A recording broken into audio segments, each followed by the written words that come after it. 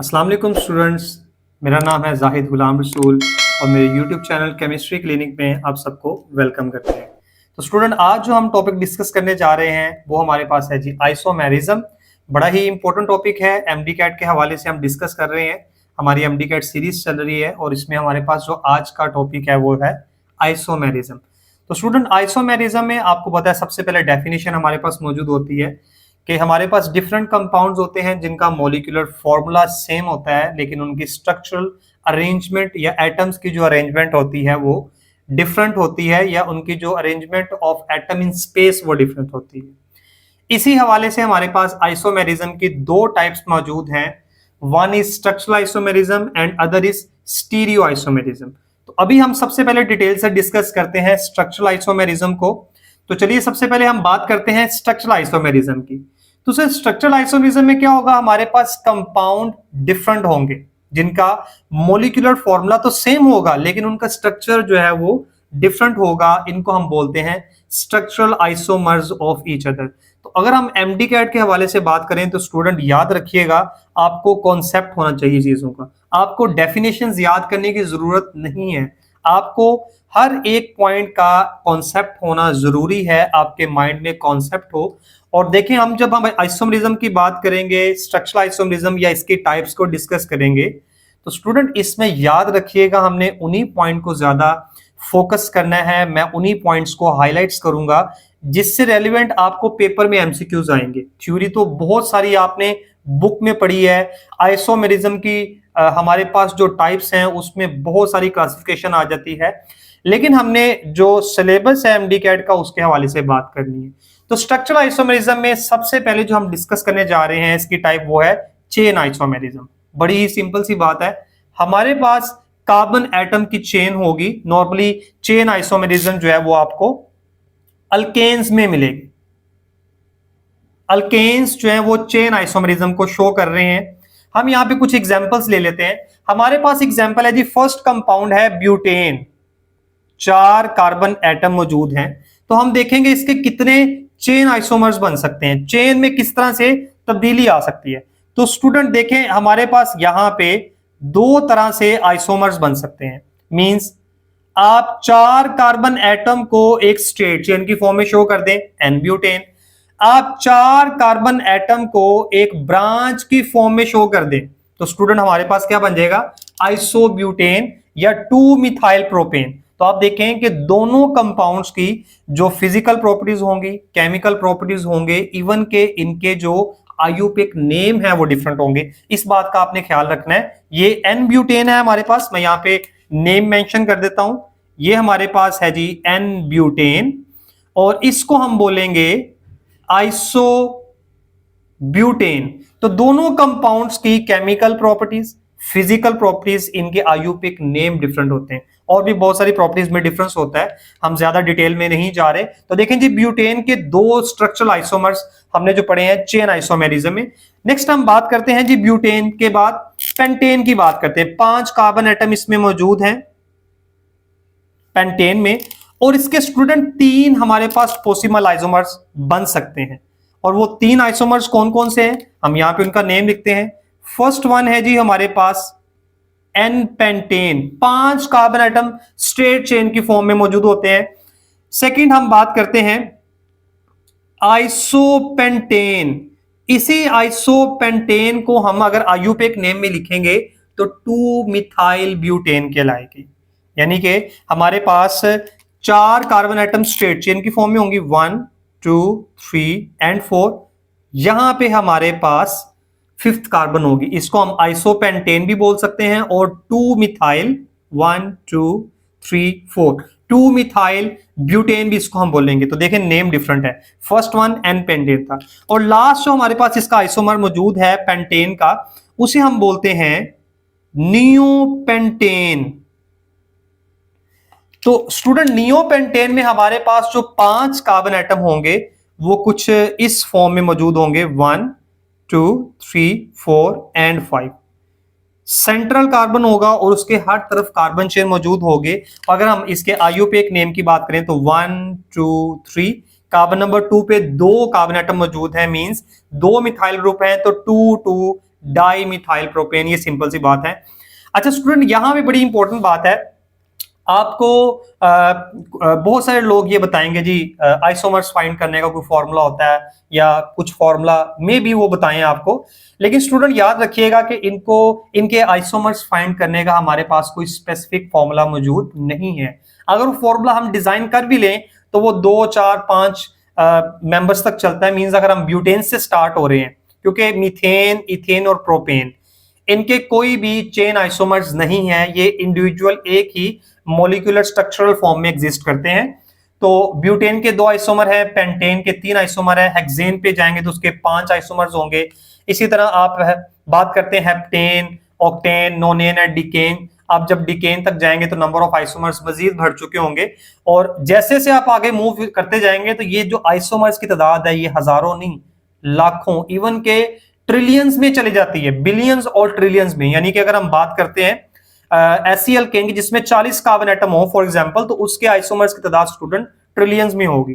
ठीक है, तो ये आपको डिटेल में जाने की जरूरत नहीं है, जितनी आपकी रिक्वायरमेंट है आप वहां तक याद रखिएगा। नेक्स्ट हम बात करते हैं स्ट्रक्चरल आइसोमेरिज्म में पोजीशन आइसोमेरिज्म की बात करेंगे कि अगर हम एक कार्बन चेन में मौजूद किसी भी सब्स्टिट्यूएंट की या फंक्शनल ग्रुप की पोजीशन को चेंज करते हैं तो जो आइसोमेरिज्म हमारे पास बनेगी उसको हम कहते हैं पोजीशन आइसोमेरिज्म। तो देखिए जी, यहां पे हम बात करते हैं 1, 2, 3, 4, हमारे पास 4 कार्बन एटम मौजूद हैं। यहां पे हम कार्बन नंबर 1 के साथ एक डबल बॉन्ड ड्रॉ कर रहे हैं, 1, 2, 3, 4। जहां पे कार्बन नंबर 2 पे डबल बॉन्ड है, कंपाउंड हमारे पास अल्कीन है, सेम फंक्शनल ग्रुप है, लेकिन फंक्शनल ग्रुप की पोजीशन चेंज हो गई है। याद रखिएगा स्टूडेंट, अल्कीन में जो डबल बॉन्ड मौजूद है वो डबल बॉन्ड एक फंक्शनल ग्रुप है, ये बात याद रखिएगा।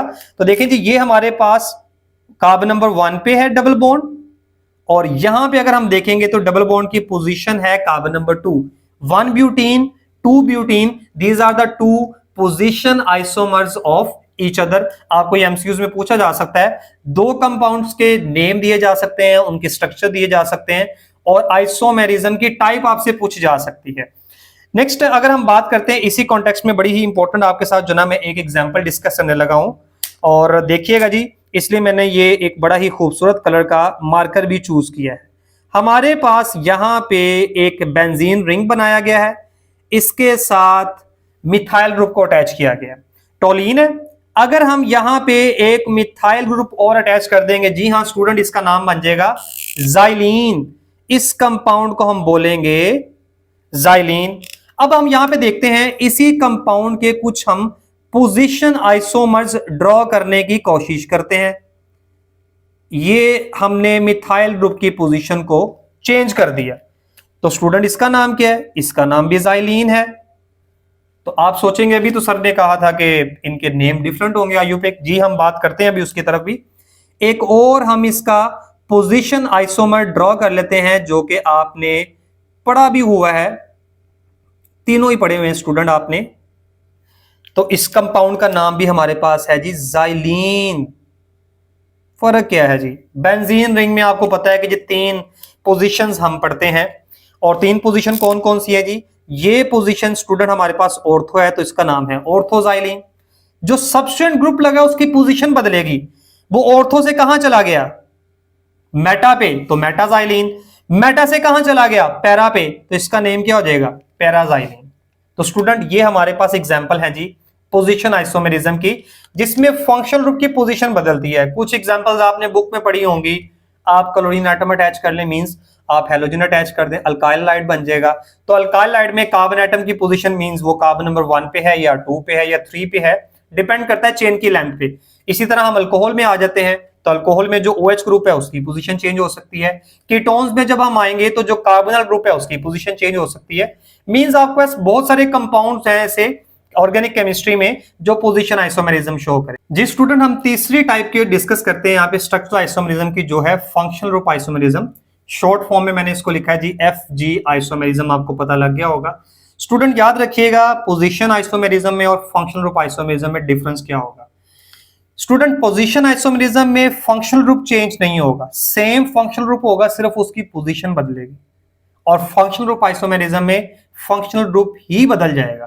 देखिए जी, अगर हमने बात की 1 ब्यूटीन और 2 ब्यूटीन की, तो दोनों कंपाउंड सेम होमोलोगस सीरीज से बिलोंग कर रहे हैं। लेकिन यहां पे जब स्टूडेंट हम एग्जांपल्स लिखेंगे, फॉर एग्जांपल हम यहां पे लिखते हैं अल्कोहल प्लस ईथर, तो देखें दोनों ही डिफरेंट होमोलोगस सीरीज से बिलोंग करते हैं, अल्कोहल और ईथर, और दोनों कंपाउंड जो है ना ये फंक्शनल ग्रुप आइसोमेरिज्म शो करेंगे। मतलब इनका मॉलिक्यूलर फॉर्मूला सेम होगा लेकिन इनका स्ट्रक्चरल फॉर्मूला डिफरेंट होगा। अगर हम बात करते हैं डाई मिथाइल ईथर की या हम बात करते हैं एथेनॉल की, तो दोनों में 2 कार्बन होंगे, हमारे पास 6 हाइड्रोजन और 1 ऑक्सीजन मौजूद होगा। ये हमारे पास एग्जाम्पल है जी अल्कोहल और ईथर। इस तरह के हम 4 और एग्जाम्पल्स को डिस्कस करते हैं, लेकिन यहां पे याद रखिएगा स्टूडेंट, इनके जनरल फॉर्मूलाज आप याद रखिएगा। CnH2n + 2O, ये जनरल फॉर्मूला है जी अल्कोहल और ईथर्स का। तो अल्कोहल और ईथर का जो पेयर है ये फंक्शनल ग्रुप आइसोमेरिज्म शो करेगा। इसी तरह स्टूडेंट हम कुछ और पेयर्स की बात कर लेते हैं, हमारे पास जो फंक्शनल ग्रुप आइसोमेरिज्म में आएंगे। हम बात करते हैं जी एल्डिहाइड प्लस कीटोन। आपके पास एग्जाम्पल मौजूद है ग्लूकोज और फ्रक्टोज की, आपने पढ़ी हुई है, एमडी गाइड के स्टूडेंट हैं, आपको जरूर पता होनी चाहिए। ग्लूकोज एक एल्डिहाइडिक शुगर है और कीटोन, हमारे पास जो कीटोनिक शुगर है वो है फ्रक्टोज। तो दोनों एक दूसरे के फंक्शनल ग्रुप आइसोमेरिज्म है। और इनके हम बात करते हैं अगर जनरल फॉर्मूला की, तो CnH2n और O, इसका जनरल फॉर्मूला होगा हमारे पास एल्डिहाइड और कीटोन का जो फंक्शनल ग्रुप आइसोमर बनेगा इसमें। नेक्स्ट हम स्टूडेंट थर्ड की बात करते हैं, तो हमारे पास कार्बोक्सिलिक एसिड प्लस हमारे पास एस्टर्स शामिल हैं। याद रखिएगा, इसको ईस्टर नहीं पढ़ना, ये हमारे पास है जी ester. Carboxylic acid plus esters, ये हमारे पास एक तीसरा ग्रुप है जो शो करता है फंक्शनल ग्रुप आइसोमेरिज्म। दोनों की होमोलोगस सीरीज स्टूडेंट डिफरेंट है, लेकिन जो दोनों कंपाउंड्स हमारे पास होंगे ये फंक्शनल ग्रुप आइसोमेरिज्म शो करेंगे। एग्जांपल्स आपके पास बेताशा आ जाएंगे इसकी, जो आप देख सकते हैं इनकी। इसी तरह अगर हम इनके जनरल फॉर्मूला की बात करेंगे, तो इनका जो जनरल फॉर्मूला होगा वो होगा जी CnH2n, यहां पे आ जाएगा O2, यहां पे सिंपल O है, यहां पे O2 हमारे पास आ गया है इनका जनरल फॉर्मूला। नेक्स्ट हम अगर बात करते हैं जो हमारे पास फोर्थ कैटेगरी है, वो भी हमने जो ना वो पहले अपने लेक्चर पढ़ा था जी क्लासिफिकेशन का, तो वहां डिस्कस की थी। वो है जी alkenes plus cycloalkanes. Last हमारे पास होगी alkynes plus cycloalkynes. Sorry जी, ये साइक्लो हमारे पास अल्कीन्स होंगी, ठीक है जी, यहां पे याद रखिएगा जी, ये साइक्लो अल्कीन्स हमारे पास होंगी इसमें। अच्छा जी, हम इनके जनरल फॉर्मूलाज की अगर बात करते हैं, alkenes plus cycloalkanes, simply CnH2n जो आपने अल्कीन्स का याद किया। अगर हम नेक्स्ट बात करते हैं तो CnH2n -2 जो अल्काइंस का है। तो डेफिनेटली अगर आपको अल्कीन्स और अल्काइंस का जनरल फॉर्मूला पता है तो आपको नेक्स्ट याद करने की जरूरत नहीं है, क्योंकि ये सेम जनरल फॉर्मूला यहां पे शो करेंगे। तो स्टूडेंट यहां पे इंपॉर्टेंट चीज ये 5 बातें हैं जो एमसीक्यूज की फॉर्म में आपसे पूछी जाएंगी कि कौन कौन से पेयर्स हैं जो फंक्शनल ग्रुप आइसोमेरिज्म शो कर सकते हैं। वो 5 पेयर्स के बारे में आपको पता होना चाहिए। जी स्टूडेंट, नेक्स्ट टाइप की हम बात करते हैं, वो है जी फोर्थ टाइप है स्ट्रक्चरल आइसोमेरिज्म की, जो कि है मेटामेरिज्म। इसमें भी स्टूडेंट बिल्कुल 4 बातें हैं जो बड़ी इंपॉर्टेंट आपने याद रखनी है। सबसे पहले तो आपको पता होना चाहिए जी मेटामेरिज्म क्या होती है। मेटामेरिज्म होती है जी unequal distribution of carbon atom on either side of functional group. मतलब ऐसे आप फंक्शनल ग्रुप देखेंगे जिसमें फंक्शनल ग्रुप कार्बन चेन के दरमियान में आ रहा है, उसकी दोनों तरफ कार्बन चेन मौजूद है। जैसे कि हम यहां पे कुछ एग्जांपल्स ले लेते हैं स्टूडेंट, हमारे पास एग्जांपल मौजूद है जी ईथर की एग्जांपल मौजूद है। तो ईथर में देखें जी, इस तरफ भी कार्बन चेन, सेंटर में ऑक्सीजन, इस तरफ भी कार्बन चेन। तो अब यहां पे देखें दोनों तरफ कार्बन चेन होगी, यहां पे इसको यहां पे सी लगा के हम कार्बन चेन इसको रिप्रेजेंट कर सकते हैं। अनइक्वल डिस्ट्रीब्यूशन मींस अगर हमारे पास डाई इथाइल ईथर है तो वो मिथाइल एन प्रोपाइल ईथर भी बन सकती है। मींस एक तरफ 1 कार्बन, दूसरी तरफ 3 कार्बन। दोनों तरफ दो दो लगा दें आप। तो अनइक्वल डिस्ट्रीब्यूशन अगर होगी either side of functional group, उसको हम बोलते हैं मेटामेरिज्म। इसमें जो आपने चार बातें याद रखनी है कि कौन कौन से कंपाउंड्स हैं जो मेटामेरिज्म शो करेंगे, उसमें ईथर्स हमारे पास है। नेक्स्ट अगर हम बात करते हैं तो हमारे पास मौजूद हैं सेकेंडरी अमाइंस, हमारे पास मौजूद हैं स्टूडेंट्स। और सेकेंडरी अमाइन आपको पता है कि ये है जी नाइट्रोजन, ये डायरेक्टली दो कार्बन चेन से अटैच है, और यहां पे हमने इसका ये हाइड्रोजन शो कर दिया है। सेकेंडरी अमाइंस, इसमें भी दोनों तरफ जो कार्बन चेन की लेंथ है अगर वो डिफरेंट होगी तो वो शो करेंगे जी मेटामेरिज्म। नेक्स्ट अगर हम बात करते हैं कि तीसरी हमारे पास कौन सी क्लास ऐसी होगी जो शो करेगी, हम बात करते हैं जी कीटोन्स की। कीटोन्स का जनरल फॉर्मूला आपको पता है, ये हमारे पास है जी कार्बोनाइल ग्रुप, और इसकी दोनों तरफ होगी कार्बन चेन, और कार्बन चेन डिफरेंट हो सकती है। अब हमने ईथर की बात की है तो स्टूडेंट हमारे पास एक और थायो ईथर्स होते हैं, याद रखिएगा। इसमें डिफरेंस ये होगा, दोनों तरफ कार्बन चेन, सेंटर में सल्फर मौजूद है, तो ये है थायो ईथर्स। तो ये चार बातें स्टूडेंट आपने एमसीक्यूज के पॉइंट ऑफ व्यू से याद रखनी है। अगर हम बात करते हैं मेटामेरिज्म की, बात करते हैं मेटामेरिज्म की, जब हम बात करेंगे तो ये चार बातें कि कौन कौन सी ऐसी क्लासेस हैं ऑर्गेनिक कंपाउंड्स की, कौन कौन से होमोलोगस सीरीज से बिलोंग करने वाले कंपाउंड्स हैं जो मेटामेरिज्म शो करेंगे, क्योंकि इसमें ये चीजें इंपॉर्टेंट है। बाकी स्ट्रक्चर्स के बारे में आपको इंफॉर्मेशन है, वो जब हम फंक्शनल ग्रुप का टॉपिक डिस्कस करेंगे तो उसमें तमाम फंक्शनल ग्रुप जो है वो आ जाएंगे। और अगर आप एमडी कैट के स्टूडेंट हैं तो ये बातें आपको पता होना जरूरी है, फंक्शनल ग्रुप आपके फिंगर टिप्स पे होने चाहिए। नेक्स्ट स्टूडेंट हमारे पास लास्ट टाइप है जी स्ट्रक्चरल आइसोमेरिज्म की, जो कि है टोटोमेरिज्म है। टोटोमेरिज्म क्या होती है, इसमें कुछ बातें आपने ना बड़ी इंपॉर्टेंट है जो कि आपने याद रखनी है। वो बातें कौन कौन सी हैं हम देख लेते हैं जी उन बातों को। सबसे पहले देखें जी, यहां पे जो इंपॉर्टेंट फिनोमिना होगा वो होगी प्रोटॉन शिफ्टिंग होनी है जी। यहां पे प्रोटॉन बोलते हैं हम H प्लस को, प्रोटॉन शिफ्टिंग होगी। और दूसरी बात, विद इन सेम मॉलिक्यूल, समझ जाइएगा, with in same molecule shifting होगी जो प्रोटॉन की। हमारे पास यहां पे दो एग्जांपल्स हैं जो कि आपने अपनी बुक में पढ़ी हुई हैं, ठीक है। हम यहां पे डिस्कस करते हैं। एक हमारे पास एग्जांपल मौजूद है जी अमाइनो एसिड की है जी। ये कार्बन एटम है और कुछ इस तरह से हमारे पास ये है जी कार्बोक्सिलिक एसिड, ये है NH2 कार्बन चेन, और ये हाइड्रोजन, ठीक है जी। अब यहां प्रोटॉन शिफ्टिंग किस तरह से होगी, ये प्रोटॉन इधर शिफ्ट हो जाएगा। तो देखें जी हमारे पास ये दो चीजें तो एज इट इज है, नेगेटिव यहां पे आ जाएगा, और यहां पे जब प्रोटॉन शिफ्ट हो जाएगा तो ये चार्ज हो जाएगा पॉजिटिव। तो देखें जी यहां पे एक नेगेटिव चार्ज क्रिएट हो गया, यहां पे पॉजिटिव चार्ज, एक ही मॉलिक्यूल में दो चार्ज आ गए। तो इसको हम एक स्पेसिफिक नेम देते हैं, इसको हम जिविटराइन भी बोलते हैं। इसी कंपाउंड को हम इंटरनल सॉल्ट भी कहते हैं, इसी को हम डाईपोलर आयन भी कहते हैं। ये तीनों बातें आपको पता होनी चाहिए। अच्छा जी, मैंने कहा यहाँ पे दो एग्जांपल्स हैं। एक तो एग्जांपल ये है, एक एग्जांपल आप याद कीजिएगा, आपने हाइड्रोकार्बन्स के चैप्टर में पढ़ा था कि जब हमारे पास विनाइल अल्कोहल से एल्डिहाइड बनते हैं, अगर हम अल्काइंस की हाइड्रोलिसिस करते हैं तो सबसे पहले हमारे पास बनेंगे विनाइल अल्कोहल, और विनाइल अल्कोहल से फिर हमारे पास जो कंपाउंड बनेगा वो है एल्डिहाइड। तो विनाइल अल्कोहल और जो हमारे पास एल्डिहाइड है उसमें भी टोटोमेरिज्म होती है। तो स्टूडेंट ये हमारे पास है जी स्ट्रक्चरल आइसोमेरिज्म की टाइप्स जो कि हमने डिटेल से डिस्कस किए हैं। अब हम डिस्कस करने जा रहे हैं, हमारे पास बड़ी ही इंपॉर्टेंट टाइप है आइसोमेरिज्म की, स्टीरियो आइसोमेरिज्म, इसलिए मैंने इसको बिल्कुल अलग से रखा हुआ था। तो हम इसको डिस्कस करने जा रहे हैं स्टीरियो आइसोमेरिज्म। सबसे पहले हम स्टीरियो आइसोमेरिज्म को दो मेजर कैटेगरीज में डिवाइड करते हैं। फर्स्ट वन है कन्फर्मेशनल आइसोमेरिज्म और सेकंड वन है कॉन्फ़िगरेशनल आइसोमेरिज्म। एमडी कैट के सिलेबस और आपके हवाले से जो चीज इंपॉर्टेंट है वो हमारे लिए है जी कॉन्फ़िगरेशनल आइसोमेरिज्म। तो कॉन्फ़िगरेशनल आइसोमेरिज्म की फर्दर दो कैटेगरीज हैं। इसमें आ जाती है ऑप्टिकल आइसोमेरिज्म, इसको भी हम अलग से देखेंगे, और सेकंड है जी ज्योमेट्रिक आइसोमेरिज्म।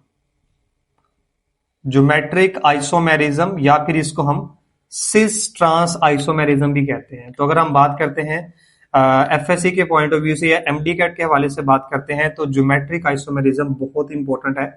ऑप्टिकल आइसोमेरिज्म को हम डिस्कस करेंगे क्योंकि नम्स में ये शामिल होती है, तो इसका भी एक टॉपिक हम अलग से बनाएंगे ऑप्टिकल आइसोमेरिज्म का। तो स्टीरियो आइसोमेरिज्म को अगर हम डिस्कस करने जा रहे हैं तो इसमें कुछ बड़ी इंपॉर्टेंट बातें हैं जो हम यहाँ पे डिस्कस करते हैं कि हमारे पास जो स्टीरियो आइसोमेरिज्म है या स्टीरियो आइसोमर्स होंगे, इसमें कौन कौन सी कैरेक्टरिस्टिक्स सेम होंगी और कौन कौन सी डिफरेंट होंगी। तो देखिए जी, हम पहले बात करते हैं कि कौन कौन सी कैरेक्टरिस्टिक्स इनमें सेम होंगी। सबसे पहले जी, इनके मोलिकुलर फॉर्मूलाज सेम होंगे जो कि तमाम ही आइसोमर्स में होते हैं। सेकंड जो बड़ी इंपॉर्टेंट बात है वो है जी, इनके स्ट्रक्चर्स भी सेम होंगे। थर्ड वन, स्ट्रक्चर के हवाले से अगर हम बात करते हैं तो हम कहते हैं कनेक्टिविटी ऑफ एटम्स इसमें सेम होगी, देखने में आपको एक जैसे लगेंगे। और लास्ट अगर हम बात करते हैं तो इनके आईयूपीएक नेम्स की अगर हम बात करें तो स्टीरियो आइसोमर्स का आईयूपीएक नेम एक जैसे होंगे। अब इसमें क्या क्या बातें डिफरेंट हो सकती हैं, हम अगर उसको देखें कि इसमें डिफरेंसेस क्या क्या आ सकते हैं, तो देखिए जी, सबसे पहली और इंपॉर्टेंट बात इसमें क्या हो सकती है वो है जी 3D अरेंजमेंट ऑफ एटम्स, ये डिफरेंट होगी। सेकंड अगर हम बात करते हैं इसमें तो वो है जी फिजिकल प्रॉपर्टीज डिफरेंट होंगी। थर्ड, इसमें हम एक और पॉइंट शामिल कर लेते हैं जी, कुछ केमिकल प्रॉपर्टीज भी, some chemical properties are also different. तो ये स्टीरियो आइसोमेरिज्म की हमने कैरेक्टरिस्टिक्स की बात की है कि इसमें कौन कौन सी कैरेक्टरिस्टिक्स सेम होंगी और कौन कौन सी बातें इसमें डिफरेंट होंगी। अब हम जरा डिटेल से डिस्कस करने जा रहे हैं अपना इंपॉर्टेंट टॉपिक जो कि है ज्योमेट्रिक आइसोमेरिज्म, जो कि एक टाइप है कॉन्फिगरेशनल आइसोमेरिज्म की। तो ज्योमेट्रिक आइसोमेरिज्म को हम डिस्कस करते हैं, हम सिस ट्रांस आइसोमेरिज्म भी कहते हैं। इसमें कुछ और भी चीजें शामिल होती हैं, कुछ और भी कैटेगरीज होती हैं, लेकिन हम यहाँ पे फोकस करने जा रहे हैं सिस ट्रांस आइसोमेरिज्म को। तो सिस ट्रांस आइसोमेरिज्म के लिए देखिएगा स्टूडेंट, कुछ नेसेसरी कंडीशंस है जो यहाँ पे मैंने राइट डाउन कर दी हैं ताकि वक्त हमारा कुछ बच जाए। तो देखिए जी, सबसे पहले रिस्ट्रिक्टेड रोटेशन होनी चाहिए। रिस्ट्रिक्टेड रोटेशन कहाँ पे होनी चाहिए, हमारे पास ये जो carbon to carbon double bond मौजूद है इसके अराउंड रिस्ट्रिक्टेड रोटेशन, मतलब यहाँ पे जो ग्रुप्स अटैच हैं उनकी रोटेशन में रिस्ट्रिक्शन होनी चाहिए। और दूसरी बात इसमें यह है कि carbon to carbon double bond का होना जरूरी है सिस ट्रांस आइसोमेरिज्म शो करने के लिए। सेकेंडली, यहाँ पे ये कि जो कार्बन हमारे पास मौजूद होगी इनके साथ जो ग्रुप्स अटैच होंगे वो डिफरेंट होने चाहिए। दोनों ग्रुप्स अगर सेम होंगे तो वो कंपाउंड ज्योमेट्रिक या सिस ट्रांस आइसोमेरिज्म शो नहीं कर सकेगा। अब यहाँ पे एक और बात आपको बताता चलो कि carbon to carbon double bond मौजूद है, लेकिन इसके साथ कुछ और इंपॉर्टेंट बातें हैं। वो इंपॉर्टेंट बातें कौन सी हैं कि कुछ जो साइक्लो अल्केन्स होते हैं, साइक्लो अल्केन्स में भी ये खूबी मौजूद होती है कि वो सिस ट्रांस आइसोमेरिज्म शो कर सकते हैं। उनमें भी साइक्लिक स्ट्रक्चर की वजह से रिस्ट्रिक्शन होती है रोटेशन की। और इसी तरह अगर हम बात करते हैं, हमारे पास कुछ अमाइंस होते हैं जिनमें ज्योमेट्रिक आइसोमेरिज्म होती है। इन अमाइंस को आपने पढ़ा हुआ है, ऑक्साइम्स की फॉर्म में पढ़ा हुआ है आपने एफएससी में। तो इनमें भी ये खासियत मौजूद होती है ज्योमेट्रिक आइसोमेरिज्म की, लेकिन उनको हम ऑक्साइम्स में जब ये ज्योमेट्रिक आइसोमेरिज्म आती है तो उसको हम सिन और एंटी फॉर्म कहते हैं। तो अगर हम बात करते हैं कि दोनों ग्रुप इसमें जो ना वो डिफरेंट होने चाहिए, तो हमारे पास carbon to carbon double bond मौजूद है। अगर हम बात करते हैं इसके साथ अटैच होने वाले ग्रुप्स की, तो कुछ इस तरह से ग्रुप्स अटैच हैं यहां पे, तो दोनों ग्रुप्स का डिफरेंट होना जरूरी है। Like for example A and B, अब दोनों ग्रुप डिफरेंट है यहां पे हमारे पास जो मौजूद है। इसी तरह यहां पे ए एंड बी, ये हमारे पास देखिए जी आइडेंटिकल ग्रुप सेम साइड पे मौजूद है, तो उसे हम कहते हैं सिस फॉर्म। और यही अगर आइडेंटिकल ग्रुप जो है वो ऑपोजिट साइड पे चले जाते हैं, लाइक अगर हम बात करते हैं इसकी ट्रांसफॉर्म की बात करें, यहां पे हम ड्रॉ कर लेते हैं इसकी जी ट्रांसफॉर्म, तो उसमें क्या होगा हमारे पास ए बी। अब यहां पे देखें जी बी ऊपर आ गया और ए नीचे आ गया, तो हमारे पास जो इसकी फर्स्ट फॉर्म है ये है जी सिस फॉर्म, और इसको हम बोलेंगे ट्रांसफॉर्म। अब यहां पे एक और चीज बड़ी इंपॉर्टेंट है स्टूडेंट, याद रखिएगा कि अगर हम इसी तरह से carbon to carbon, like carbon to carbon double bond मौजूद है, और हम बात कर लेते हैं कि ग्रुप्स जो अटैच है इसके साथ, सपोज यहां पे दोनों ग्रुप हमने सेम कर दिए और यहां पे डिफरेंट कर दिए, तो याद रखिएगा स्टूडेंट ये कंपाउंड सिस ट्रांस या ज्योमेट्रिक आइसोमरिज्म शो नहीं करेगा। इसी तरह अगर हम बात करते हैं, हम और कंपाउंड ले लेते हैं, ये डिफरेंट फॉर्म्स आपके साथ जो है वो डिस्कस की जा रही हैं ताकि आपका कॉन्सेप्ट बने कि किस तरह से हम आइडेंटिफाई कर सकते हैं कि कौन कौन से कंपाउंड ज्योमेट्रिक और सिस ट्रांस आइसोमेरिज्म शो करेंगे। लाइक अगर हम बात करते हैं यहाँ पे ये ए हमारे पास मौजूद है और इधर हमने ए अटैच कर दिया, ये बी हमारे पास मौजूद है, इधर भी बी अटैच कर दिया हमने। तो अब देखें जो कार्बन के साथ लगे हुए दोनों ग्रुप हैं सेम है, तो इसका मतलब ये वाला कंपाउंड भी ज्योमेट्रिक और सिस ट्रांस आइसोमेरिज्म शो नहीं करेगा। ये चीजें आपके लिए इंपॉर्टेंट है क्योंकि एमसीक्यूज में जो आपसे बातें पूछी जाएंगी वो इसी हवाले से पूछी जाएंगी। कंपाउंड्स के स्ट्रक्चर्स हो सकते हैं या उनके नाम हो सकते हैं और आपसे पूछा जाएगा ये compound cis trans isomerism show करता है या नहीं। तो इस वाले से आपको पता होना चाहिए कि आप कंपाउंड को आइडेंटिफाई कर सकें कि ये कंपाउंड जो है वो ज्योमेट्रिक और सिस ट्रांस आइसोमेरिज्म शो करेगा या नहीं।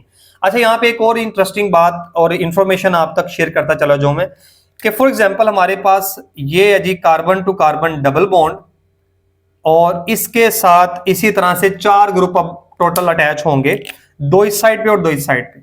अब सपोज करें मैं कहता हूं जी ये भी दोनों ग्रुप डिफरेंट है और ये भी दोनों ग्रुप हम यहाँ पे डिफरेंट अटैच कर लेते हैं, तो ये भी एक कैटेगरी है ज्योमेट्रिक आइसोमेरिज्म की, लेकिन इसको हम जो है वो E एंड Z फॉर्म कहते हैं इसको, लेकिन ये मतलब हमें करने की जरूरत नहीं है। E एंड Z फॉर्म इसको हम बोलते हैं, जैसे हमारे पास सिस और ट्रांस फॉर्म होती है। तो ये एटलीस्ट आपको बातें पता होनी चाहिए ज्योमेट्रिक आइसोमेरिज्म में। जी स्टूडेंट, सिस और ट्रांसफॉर्म की जो कैरेक्टरिस्टिक्स हैं इनको हम डिटेल से एक दफा देख लेते हैं। तो हमारे पास कुछ कैरेक्टरिस्टिक्स लिखी हुई हैं सिस फॉर्म की और उसके बिल्कुल हमने पैरेलल लिखी हुई है ट्रांसफॉर्म की। तो सबसे पहले हम बात करते हैं रिएक्टिविटी की, बात करते हैं। हमारे पास यहाँ पे सिस फॉर्म जो ना हमने एक ड्रॉ की हुई है जिसमें आइडेंटिकल ग्रुप्स जो है वो सेम साइड पे है। अब देखिए इसमें अगर हम बात करते हैं सेम ग्रुप एक साइड पे है तो हम कहते हैं कि कार्बन चेन फॉर एग्जांपल यहाँ पे अल्काइल ग्रुप लगा है, तो बल्कि ग्रुप ऑन सेम साइड, एक जैसे ग्रुप सेम साइड पे हैं तो वो दोनों ग्रुप क्या करेंगे, रिपल्शन क्रिएट करेंगे। ठीक है, स्टेरिक हिंड्रेंस यहाँ पे होगी जिसकी वजह से मॉलिक्यूल अनस्टेबल होगा और आपको पता है कि जो अनस्टेबल मॉलिक्यूल्स होते हैं वो रिएक्टिव होते हैं। तो ये बात याद रखिएगा, पूरी केमिस्ट्री में रिएक्टिविटी का ताल्लुक होता है स्टेबिलिटी के साथ। अगर कोई मॉलिक्यूल अनस्टेबल है तो वो रिएक्टिव होगा और अगर वो मॉलिक्यूल स्टेबल है तो वो लेस रिएक्टिव होगा।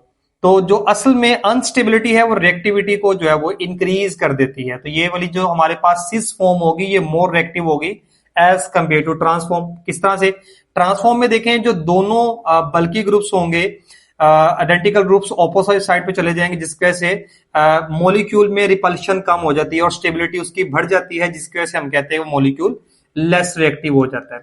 इसी तरह हम बात करते हैं डायपोल मूवमेंट की। तो ये 2 बातें बड़ी इंपॉर्टेंट है जो आपने याद रखनी है डायपोल मूवमेंट के हवाले से, कि अगर डायपोल मूवमेंट का असल में जो ताल्लुक है वो पोलैरिटी के साथ है। अगर मॉलिक्यूल पोलर है तो उसका डेफिनेटली डायपोल मूवमेंट होगा और अगर मॉलिक्यूल नॉन पोलर है तो उसका डायपोल मूवमेंट 0 होता है नॉन पोलर मॉलिक्यूल्स का। तो देखिए जी हमारे पास ये एक सिस फॉर्म ड्रॉ है, हमने यहाँ पे हेलोजन एटम अटैच किए हैं ऑन बोथ साइड।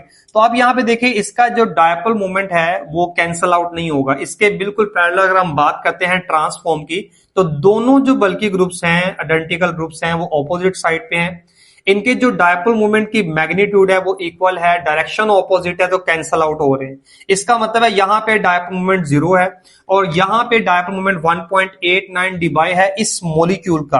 तो याद रखिएगा जो मॉलिक्यूल पोलर होंगे उनके डायपोल मूवमेंट जीरो नहीं होंगे, और जो मॉलिक्यूल नॉन पोलर होंगे उनके डायपोल मूवमेंट जीरो होंगे। ये बात इंपॉर्टेंट है एमसीक्यूज के पॉइंट ऑफ व्यू से। इस मॉलिक्यूल की सिमेट्री कम है, जिसकी वजह से क्या होता है, ये मॉलिक्यूल पोलर हो जाता है, और ये जो मॉलिक्यूल है इसकी जो सिमेट्री होती है वो बढ़ जाती है, क्योंकि जो आइडेंटिकल ग्रुप्स होते हैं वो ऑपोजिट साइड पे होते हैं। थर्ड, अगर हम प्रॉपर्टी की बात करते हैं, बहुत ही इंपॉर्टेंट प्रॉपर्टी है melting points and boiling points. आपको पता है जी, मेल्टिंग पॉइंट सॉलिड्स के होते हैं और बॉइलिंग पॉइंट्स लिक्विड्स के होते हैं, और दोनों ही जो फिजिकल प्रॉपर्टीज है, मेल्टिंग पॉइंट और बॉइलिंग पॉइंट, ये इंटरमोलिकुलर फोर्सेस और जो मॉलिक्यूल्स की कंपैक्टनेस होती है, या आप कह लें उनकी जो अरेंजमेंट होती है सॉलिड में, उस पर डिपेंड कर रही होती है। तो हम देखें, अगर सिस फॉर्म को देखें तो सिस फॉर्म हमारे पास एक पोलर फॉर्म है, पोलर फॉर्म में हमारे पास मौजूद है, जिसकी वजह से इसमें स्ट्रॉन्ग इंटरमोलिकुलर फोर्सेस होंगी और इसके बॉइलिंग पॉइंट्स हाई होंगे। अब हम बात करते हैं अगर मेल्टिंग पॉइंट्स की, तो मेल्टिंग पॉइंट इसके लो हैं, और मेल्टिंग पॉइंट लो होने की वजह क्या है? मेल्टिंग पॉइंट लो होने की वजह है कि ये जो मॉलिक्यूल्स हैं इसमें सिमेट्री नहीं है, लेस सिमेट्री है, क्योंकि आइडेंटिकल ग्रुप एक साइड पे मौजूद है, पैकिंग लूज होगी, जिसकी वजह से इनके मेल्टिंग पॉइंट क्या होंगे? कम होंगे। इसके पैरेलल अगर हम बात करते हैं, ट्रांसफॉर्म की बात करते हैं, तो अगेन देखिए जी, ये मॉलिक्यूल है नॉन पोलर। नॉन पोलर होने की वजह से इनमें वीक इंटरमोलिकुलर फोर्सेस होंगी और इनके बॉइलिंग पॉइंट लो होंगे। तो याद रखिएगा, सिस का बॉइलिंग पॉइंट ज्यादा है, ट्रांस का बॉइलिंग पॉइंट कम है। सिस का मेल्टिंग पॉइंट कम होगा और ट्रांस का मेल्टिंग पॉइंट ज्यादा होगा। और मेल्टिंग पॉइंट क्यों ज्यादा है? सेम रीजन कि इसमें सिमेट्री है, और सिमेट्री होने की वजह से मॉलिक्यूल का जो स्ट्रक्चर होगा उसमें क्लोज पैकिंग होगी, कॉम्पैक्टनेस होगी, और उसी सिमेट्री की वजह से इनके मेल्टिंग पॉइंट हाई होंगे। हमने यहां पे एक एग्जांपल ली है, हमारे पास मॉलिक्यूल मौजूद है जी, मैलिक एसिड और फ्यूमेरिक एसिड, एक दूसरे के सिस और ट्रांस आइसोमर है। मैलिक एसिड एक सिस फॉर्म है, फ्यूमेरिक एसिड हमारे पास ट्रांस फॉर्म है, दोनों में दो दो कार्बोक्सिल ग्रुप मौजूद है। आप देखिए जी, मैलिक एसिड का मेल्टिंग पॉइंट 130 डिग्री सेल्सियस है, जबकि फ्यूमेरिक एसिड का मेल्टिंग पॉइंट 286 डिग्री सेल्सियस है। बहुत डिफरेंस है दोनों के मेल्टिंग पॉइंट का, और डिफरेंस की रीजन बता चुका हूं, और यही वो बातें हैं जो एमसीक्यूज की फॉर्म में आपसे पूछी जाएंगी। लास्ट में कुछ और इंपॉर्टेंट प्रॉपर्टीज हैं, जिसमें हम बात करते हैं रिफ्रैक्टिव इंडेक्स की बात करते हैं, सोलिबिलिटी की बात करते हैं, डेंसिटी की बात करते हैं। ये तमाम जो प्रॉपर्टीज होती हैं ये पोलैरिटी के डायरेक्टली प्रोपोर्शनल है। मींस अगर मॉलिक्यूल पोलर है तो उसका रिफ्रैक्टिव इंडेक्स ज्यादा होगा, मॉलिक्यूल अगर पोलर है उसकी सोलिबिलिटी ज्यादा होगी, मॉलिक्यूल अगर पोलर है तो उसकी डेंसिटी ज्यादा होगी। तो आप देखें, जो सिस फॉर्म हमारे पास मौजूद है ये पोलर फॉर्म है, इनके रिफ्रैक्टिव इंडेक्स भी ज्यादा होंगे, इनकी सोलिबिलिटी भी ज्यादा होगी, और इनकी डेंसिटी भी हाई होगी। इसके बरक्स अगर हम बात करते हैं ट्रांसफॉर्म की, तो आपको पता है कि ये नॉन पोलर सब्सटेंसेस होंगे। ये जो हमारे पास फॉर्म है ये नॉन पोलर है, तो इनके refractive index as compare to cis कम होंगे, इनकी सोलिबिलिटी कम होगी, और इनकी डेंसिटी भी कम होगी। सोलिबिलिटी का आपको स्टूडेंट आइडिया है कि लाइक डिसॉल्व लाइक प्रिंसिपल है, लेकिन आपको पता है कि जो पोलर सब्सटेंसेस होती हैं उनकी सोलिबिलिटी का एरिया जो है वो ज्यादा होता है, वो ज्यादा सब्सटेंसेस में डिसॉल्व हो सकते हैं। तो स्टूडेंट, हमने सिस और ट्रांसफॉर्म की जो प्रॉपर्टीज थी, जो कैरेक्टरिस्टिक्स थी, इनके जो डिफरेंसेस थे, हमने उनको डिटेल से डिस्कस किया है। So student, this is all for today. खुश रहिए, आबाद रहिए, सलामत रहिए, और अल्लाह ताला आपका हामी और नासिर हो।